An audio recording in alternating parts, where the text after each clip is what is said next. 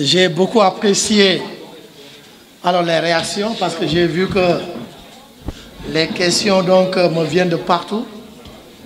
Et pourquoi la pertinence de ces questions? Parce que ce sont des questions qui vous permettent alors de résoudre certaines de vos difficultés. N'est-ce pas? Nous savons qu'à chaque fois qu'un élève pose une question, c'est parce qu'il a des difficultés par rapport à ce point. Mais avant de répondre à toutes ces interpellations, vous me permettez tout simplement de donner la parole à M. Diagne, Chérif. Il a une petite précision à faire par rapport au parkérisme. Je ne l'ai pas trouvé à Tivaouane en tant qu'élève. Peut-être c'est parce que nos différences d'âge ne sont pas énormes. Mais j'ai entendu, quand il était élève au lycée de Tivaouane, c'était le meilleur de sa génération. Monsieur Diagne, moo dàqoon a jàng ci génération moo dàqoon a jàng ci ay moroomam léegi nag comme moo dàqoon jàng ci génération nee na dafa am benn anecdote bu ndaw rek bu mu leen bëgg jox sur le parkérisme. Alors Chérif, ma jox la nga barkeelu wax booy chiru boobu balaa ñu connaître question yi. Merci à M. Sarr, donc, qui a bien voulu me laisser placer quelques mots, parce que comme je suis arrivé comme ça à l'improviste, je n'ai pas suivi son discours, son exposé, je ne l'ai pas suivi, mais de toute façon, je sais qu'il sait bien faire. Ça, au moins, je le sais. Donc, ce n'est pas la peine de revenir là-dessus. Donc, si on le remercie, c'est ce qu'on fait tous les jours. Donc, merci encore une fois. On le fera encore demain et après-demain. Merci donc pour toujours. Voilà. Ce que j'ai retenu en tout cas de ce qu'il a dit, c'est la notion de parkérisme. Donc, c'est ça qui a attiré mon attention. Apprendre par cœur. Pourquoi c'est important? Je m'en vais vous livrer cette anecdote. Donc, il y a un immortel. Vous savez ce qu'est un immortel? Il n'y a pas d'immortel dans ce monde quand même. Tout le monde meurt. Donc, il y a des gens spécifiquement qu'on appelle des immortels. Ce sont les membres de l'Académie française. Donc, il y a une entité d'hommes de culture, d'hommes de science, donc, qui sont là et qui ont à charge de réguler la langue française. C'est eux qui décident, ça c'est du français, ça c'est pas du français, c'est eux qui font le dictionnaire et autres. Donc c'est eux qui en fait encadrent la langue française. C'est un cercle restreint parmi lesquels a fait partie le président Léopold Sédar Senghor. Et d'ailleurs, il a été le seul noir à en faire partie. Donc ce cercle-là, qu'on appelle le cercle des académiciens, chaque membre donc, de cette académie-là s'appelle immortel. Donc on les appelle ainsi.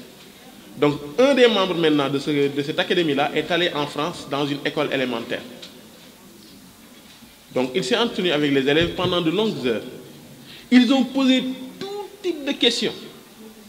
Et il a su répondre à toutes les questions. Du moins, il a su donner une réponse qui satisfasse tous les élèves, au moins. Donc, ils ont procédé ainsi pendant des heures. Et au moment de quitter, il y a un élève qui n'avait jamais posé de questions jusque-là, qui a levé la main. Un gosse très futé.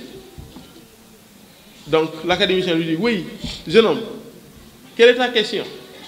Il dit, ma question n'a rien à voir avec les domaines de connaissances que vous avez étalés ici. Moi, j'ai juste une question. Monsieur l'académicien, quel est votre secret? C'était sa seule question.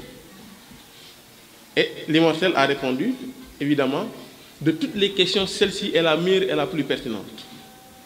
Et il lui dit, jeune homme, en fait, mon secret est le suivant. Je vis encore de ce que j'avais appris par cœur lorsque j'avais votre âge. C'était ça le secret. Je vis encore de ce que j'avais appris par cœur lorsque j'avais votre âge. Donc vous êtes encore à cet âge-là. L'esprit n'est pas encore débordé. Il n'y a pas la femme, il n'y a pas la famille, il n'y a pas la dépense quotidienne à chercher. Il n'y a rien qui vous préoccupe pour le moment. Donc l'esprit est encore capable d'emmagasiner beaucoup de connaissances. Donc vous êtes à cette période-là. Donc un homme qui a dépassé la soixantaine, les 70 pour aller vers les 80, qui est encore capable de répondre à toutes ces questions-là posées par des enfants de l'élémentaire, ça veut dire que cette personne-là avait mémorisé et n'a sûrement pas oublié. Donc vous en êtes encore capable, ne l'oubliez jamais. En tout cas, c'était encore mon secret. C'est le secret dont je me suis armé pendant toute ma scolarité. Apprendre par cœur. Maintenant, c'est au professeur maintenant d'intégrer chez vous un esprit de synthèse qui vous permettra de choisir par-ci et par-là pour maintenant combiner et faire le devoir qui s'y est, le devoir qui vous permettra d'avoir une bonne note à l'examen ou à la composition ou au devoir. Donc en tout cas, la base, c'est l'apprentissage par cœur. N'oubliez jamais ça. Merci beaucoup. Merci beaucoup, M. Yann, c'est pertinent.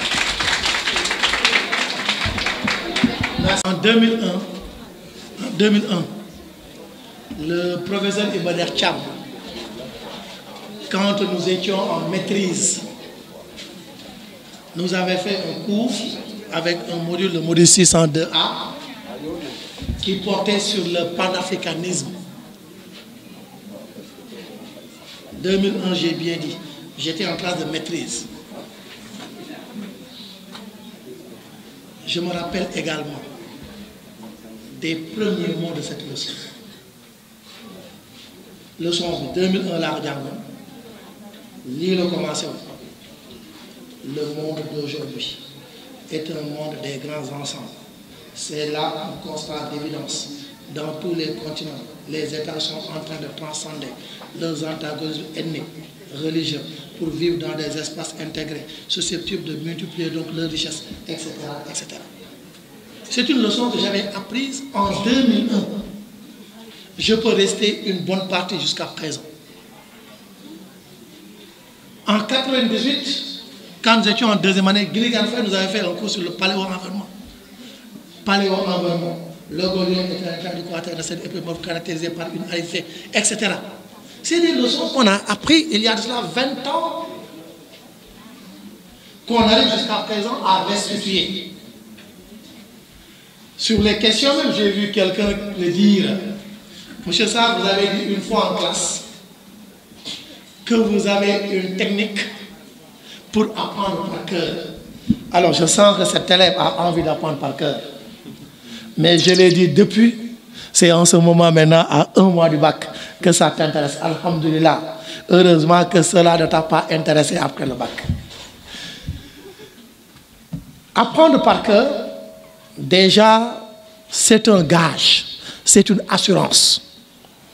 Parce que quand un élève maîtrise une leçon, bien, quand la leçon sort au bac, l'élève est déjà soulagé.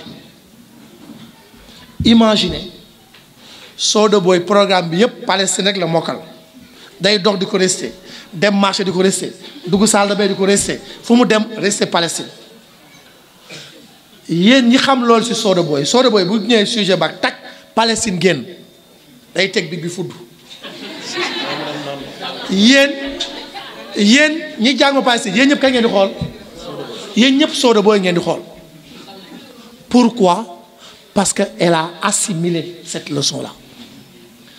Maintenant, le parcourisme, vous tous, vous êtes en mesure de le faire.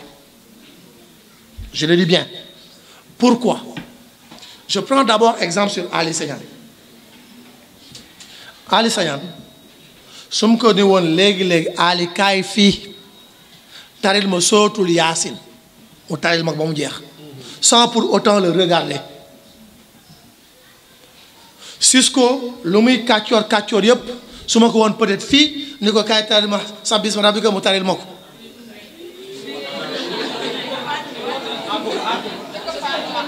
Issa Seck li muy jëmp yëpp xam naa soon kaay taril sax mayata mu defal ma ko fii.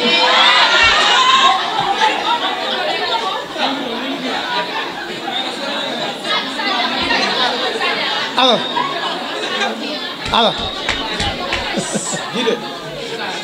Issa gars Issa soo nekkee Issa Dia xam ba nu ko Issa dama Issa Dia alors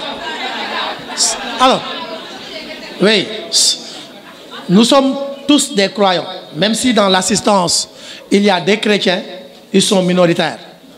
La majorité d'entre nous, nous sommes tous des musulmans. Nous maîtrisons tous des versets qui nous permettent aujourd'hui de prier.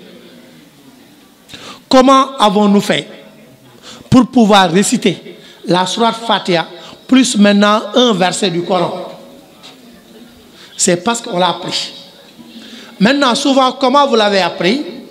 Souvent, à l'école coranique, on l'appelle le foyer ardent. La plupart du temps, on apprend sous la contrainte. Parce que le sëriñ est là, kaay tari, boo mënlee tari, am na luy dal sa kaw. Pour bañ loolu dal sama kaw, lan lay def? Je suis obligé maintenant de mémoriser. Mais yar pour kan la? Yar pour xale la. Mag kenn du ko door yar parce que mag xam na lu mu bëgg, xam na lu baax, xam na lu bon. Maintenant, pour pouvoir parceriser, je vous dis une chose. La première chose à faire, c'est de créer d'abord un environnement. C'est de créer un environnement. On ne peut pas parceriser dans un endroit où les bruits sont fréquents. Ce qui fait que quand vous avez la chance d'aller à l'université, vos grands frères maintenant qui révisent, ils vont dans ce qu'on appelle les bois sacrés. Man amoon naa benn ruq boo xam ne côté auditorium ay garab rek ma sama xeer laa fa yoon ni copp xeer boobu maa ko moomoon man ak ñi ma doon dem ba miinante foofu ay bruit picc rek ngay dégg ay crépitement rek ngay dégg. Donc d'abord, pour pouvoir apprendre une leçon par cœur, il faut avoir un endroit calme, un endroit paisible. Maintenant, est-ce que nos maisons s'y prêtent? Je pense que non aujourd'hui. Mais quand même, à Tivaouane, il y a des espaces susceptibles maintenant de le faire. Kab Boulay de la dëkk ginnaaw Boulay da ay toolu mango fa dem jël sa benn xeet toog ci benn suufu mango da ngay jàng kenn du la dérange. Alors, à part maintenant cet environnement, la deuxième chose, elle est très déterminante. C'est la volonté. Parceriser dafa metti maanaam dugal dara dugal moo metti. Seydina Muhammad bi muy recevoir iqra rek bi ñu koy dugal ci moom dañ koo sol dafa sonn ñàkk tooy xepp. Donc boo leen bëggee dugal guerre froide fii wala ngeen dugal Chine fii dugal dafa metti. Il faut maintenant nga am volonté. Da ngay dem muy dëgër nga ni du ma bàyyi, da ngay dem bëgg a jàng am lu la découragé nga ni xaaral ma ñibbi non xaaral ma toogaat tuuti. Alors donc il faudra énormément de volonté. 2. Environnement, volonté. 3e chose, c'est la patience. Man mën naa guerre froide laa bëgg mokkal dama koy sas une semaine chaque jour ma ne naa si jàng au moins benn page. Leçon bi 7 pages la 8 pages la chaque jour su ma xëyee balaa may tëdd daal bëgg naa mokkal une page. En une semaine, j'aurais maîtrisé quoi? La question maintenant palestinienne. Ou bien j'aurais appris la leçon sur la guerre froide. Donc, 1, il y a quoi? Il y a donc l'environnement. 2, il y a la volonté. 3, il y a donc la patience. Bu ñu paree nag dinaa ko vérifier yow encore. damay wax lu leer xamoon naa ko mais dafa mel ne dama juum dama ko xaw fàtte. Mais mag ñi aussi am nañu ay ñaan ci alxuraan yoo xam ne aaya yu gàtt boo jàngee ba pare tari ko tuf saañ pare am na boobay saañ bi dootul sëñ baa ngi nii bu paree di leen ko jox pour ñiy jàng bu ñu paree saañ. Alors, donc c'est important. Je ne sais pas, l'élève qui a posé cette question, alors je pense que je vous ai apporté des éléments de réponse. Alors, la question, elle est là. Certains me diront, monsieur, man damay jàng mais damay gaaw fàtte am na ñu koy wax fàtte ñàkk a jàng la rek sérieusement mais luñ jàng correctement sérieusement doo ko fàtte luñ jàng dans de bonnes conditions kenn du ko fàtte. Maintenant fàtte day am aussi parfois ça peut être lié au stress parfois nit ñi man monsieur temps yi lu may barki démb rek benn élève lycée ndax ma woote ni monsieur man j'ai un problème man ko lan la mun ma temps yi mënatuma sax toog tey sama leçon jàng leçon ma ne ko da ngay reposer wu tuuti xel aussi parfois dañ koy non mais yéen seen bopp yi feesagul mën na dem mën na dem. Alors je prends un exemple hein. Alors mon ami Diaw et Sagnane dañu partager benn question alors dañu rappeler maintenant ñuy na rappeler la pertinence d'une date ça peut être l'objet d'un sujet su ma jumulee en 2017 on a donné un sujet au bac de dissertation pour les parents de Mamadou Sy si contexte bi dañoo joxe la date 1917 su ma jumulee joxe la date 1941 joxe la date 1947 joxe la date 1961 17 41 47 61 ñu ni élève bi na rappeler la pertinence de chaque date dans les relations Est-Ouest. Maanaam toutes ces dates ont un lien avec la guerre froide. Yéen ñi ma yor bi may def la leçon sur la guerre froide bi may laal les origines dama commencé 1917 avec la révolution russe. Une révolution qui a consacré quoi? La naissance du premier État socialiste au monde. Et c'est ce premier État socialiste au monde, la Russie, devenue après Union soviétique, qui va s'affronter avec les États-Unis dans le cadre maintenant de quoi? Dans le cadre maintenant de la guerre froide. Donc si la Russie n'avait pas existé en 1917, certainement on n'aurait pas parlé de guerre froide. La deuxième date, c'était la date 1941. Mais encore c'est une cahier leçon. C'est la mondialisation de la Seconde Guerre mondiale avec l'entrée en guerre des États-Unis et de l'Union soviétique. Donc à partir de 1941, les États-Unis et l'Union soviétique sont devenus des alliés et ils avaient formé même une grande alliance.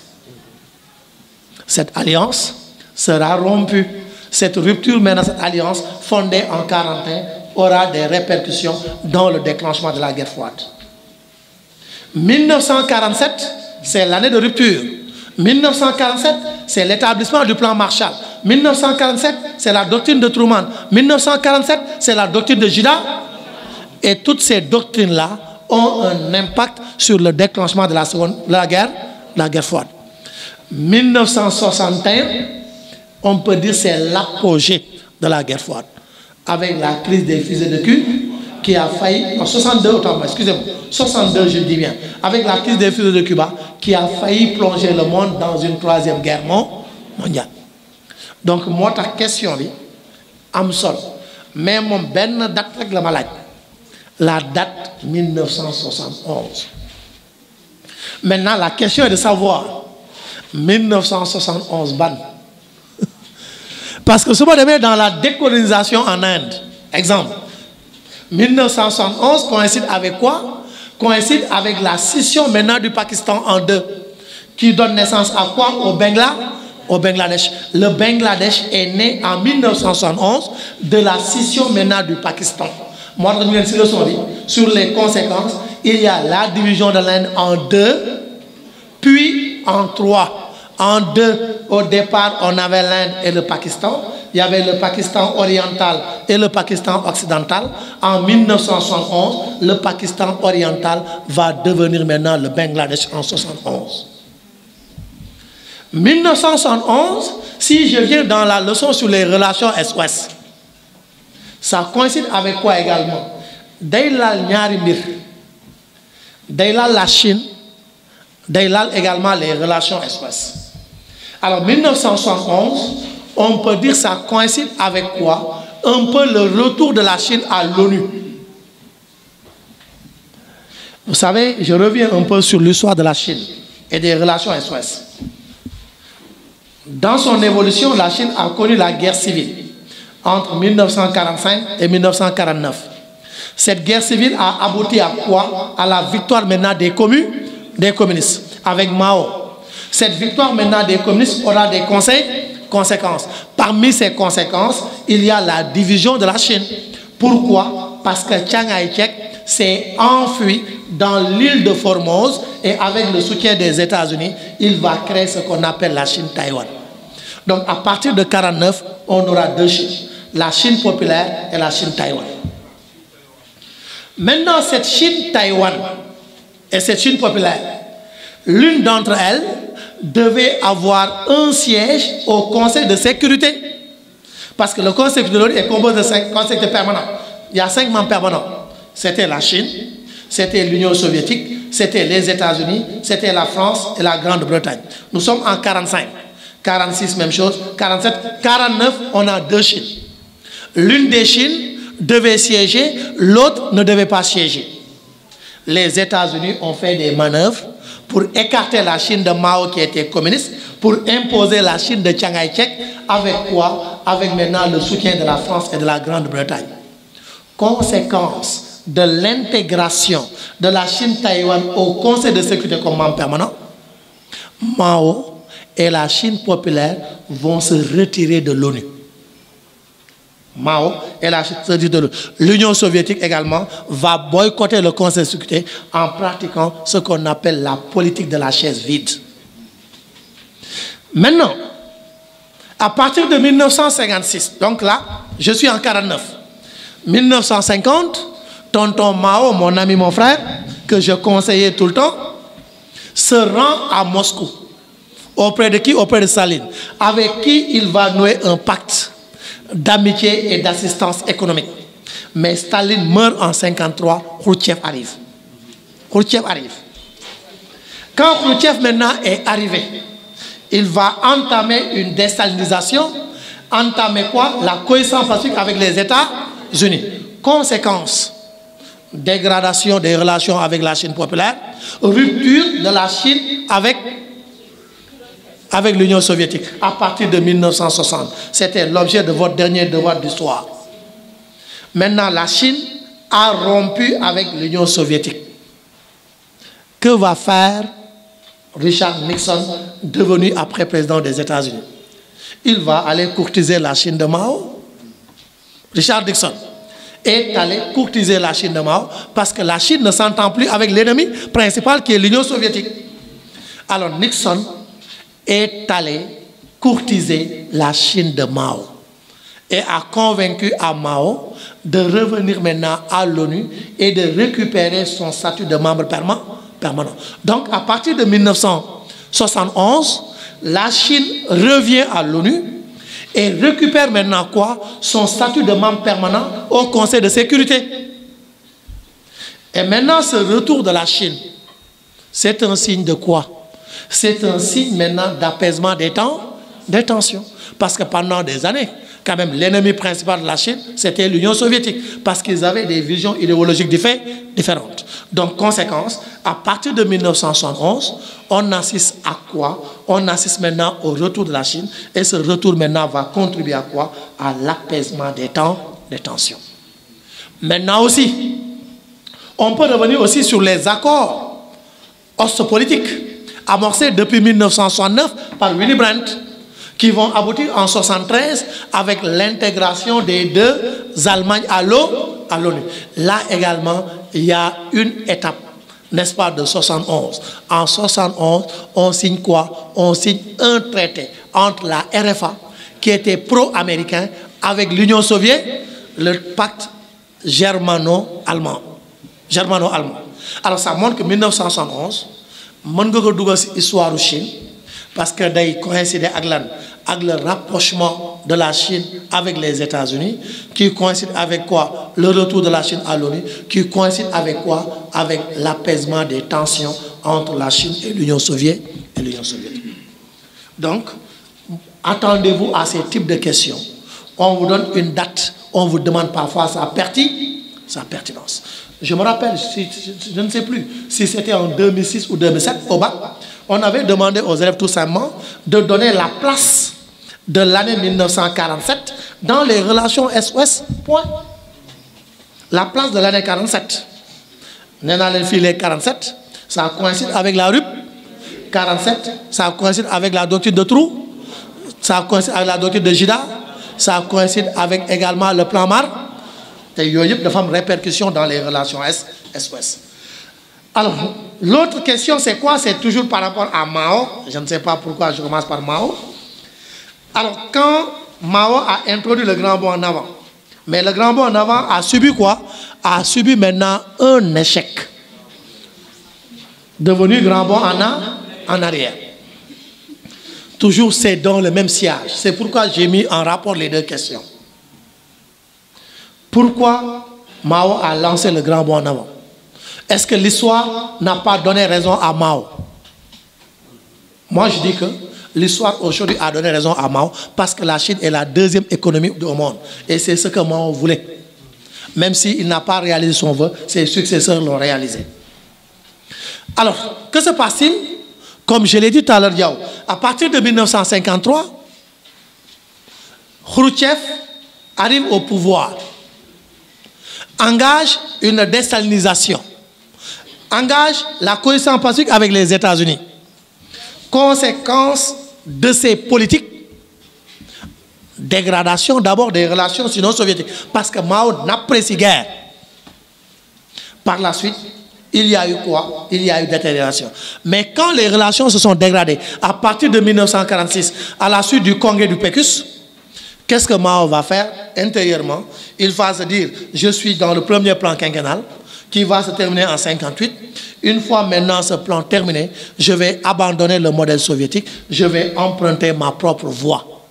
Et cette voie qu'il va emprunter s'appelle maintenant le grand bond en avant. Donc, à la question maintenant de savoir pourquoi Mao a lancé le grand bond en avant, c'est parce que ses relations avec l'Union soviétique se sont dégradées. Pourquoi les relations sont dégradées? C'est à cause de la cohésion pacifique, c'est à cause de la désalinisation. Motax, parfois, ngeen nek ay naba. Vous venez dégager le contexte dans lequel Mao a lancé le grand bond en avant. Il a lancé le grand bond en avant dans un contexte marqué par la dégradation des relations sino-soviétiques. Nous allons analyser qu'est-ce qui a provoqué cette dégradation. C'est la cohésion pacifique.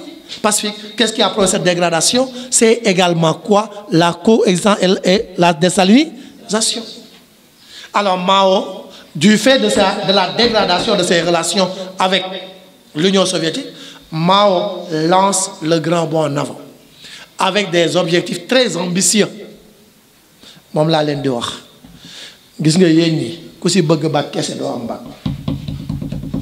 ku ci bëgg bac kessé man de bac kessé lay wër kessé ngay am nit day am ambition man dama bëgg bac ak mention A bien xana suma amulé A bien ça na am passable wala dama bëgg ak mention très bien suma amulé très bien xana na am sax mais bac kessé do am dara nit day ambitieux alors Mao lancé grand bond en avant nag am si objectif yu louable mooy lan mooy dab États-Unis dab Grande-Bretagne parce que l'objectif du grand bond en avant c'était d'abord de rattraper les deux superpuissances de l'époque. C'était les États-Unis, c'était la Grande-Bretagne. États-Unis sont la première puissance économique, Grande-Bretagne deuxième puissance. Mao voulait les rattraper en lançant le grand bond en avant. Un. Mais deuxièmement aussi, comme ses relations avec l'Union soviétique ne sont plus au beau fixe, Mao se dit, je vais lancer le grand bond en avant aussi pour prouver à l'Union soviétique, sans toi aussi je peux aller. Maintenant, li may wax en wolof souvent rek pour lolu am nak Mao il a exigé qu'on double les productions voire même tripler. Il a créé des communes populaires, il a créé de hauts petits fourneaux, etc. Mais li ma leen di wax en wolof yàlla moo aay si fóotum buur da ngay weer ba muy waajoo mu ñëw taw si kaw Mao amoon ay intention mais yàlla bu ne du yéen ñi di ma xool nii am na ñoo xam ne ren la de ñëpp bëgg da nekk rek ñëpp bëgg dañoo nekk ren nag loolu la ñuy ñaan aussi loolu moo tax ñuy wax nii loolu la ñuy liggéeyee mais nekk li mu war a am beneen nañ ko avant muy judd gis nga ñi war a am ba 2021 liste bi ba nga sa yàlla ba pare sax nee na yàlla créé bi ne mën na ko gommer à tout moment maanaam problème marqueur la gi bindee quoi marqueur man marqueur laa yàlla alors moo tax ma ni yàlla mën na changer destin day changer nit mën na lekk parfois lu dul wërsëgam alors donc ce qui fait que Mao bi mu lancé son grand bond en avant yàlla dafa ñëw maintenant indi nattu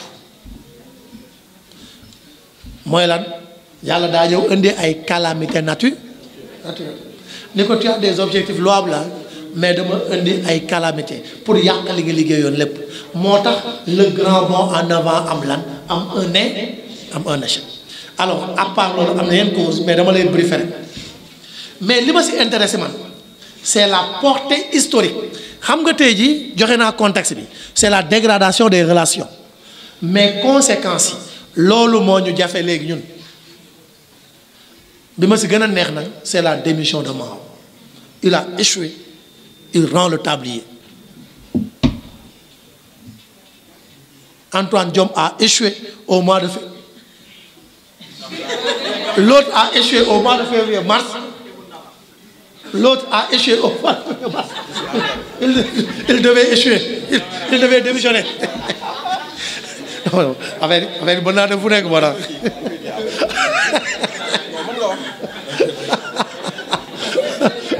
alors donc Diaw qu'a fait Mao après l'échec du grand bond en avant il a démissionné nit bu ñu la dénkee dara boo tëlee walla nga wane sa incapacité da ngay bàyyi dem defi lan dem liggéeyi waat et c'est ce que Mao a fait parce qu'il a démissionné en 61 il va revenir en 66 pourquoi il avait démissionné parce qu'il avait échoué parce qu'il ne faisait plus parce qu'il ne bénéficiait de la confiance des Chine il est allé travailler à la base il avait écrit un petit livre rouge dans lequel il avait exposé son programme il est allé dans les universités il a discuté avec les étudiants il les a donné le petit livre rouge ces étudiants sont descendus sur le terrain pour rappeler encore aux Chinois les ambitions de Mao pour la Chine et les Chinois ont recru à nouveau à Mao ce qui fait qu'en 66 ils vont lui donner encore le pouvoir qu'il va garder jusqu'à sa mort en 76 alors les deux chocs pétroliers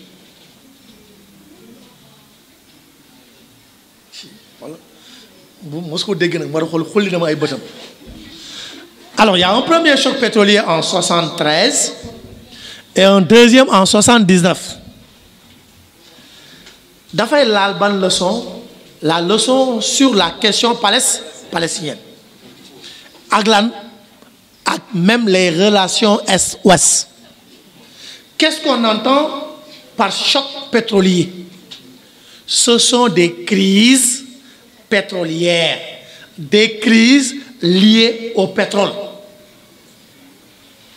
Que s'est-il passé d'abord en 73? Il y a eu une hausse, une augmentation vertigineuse des prix du baril du pétrole. Et je rappelle, quand le prix du pétrole augmente, tout augmente. Bu prix du pétrole yokkoo sax li ngeen di fay alpha day yokku bu damani maa ko wax mani bu prix pétrole yokkoo li ngay fay alpha day yokku li ngay jëndee mburu day yokku transport day yokku ñaw day yokku gaz day yokku seddoo day yokku connexion day yokku léppay yokku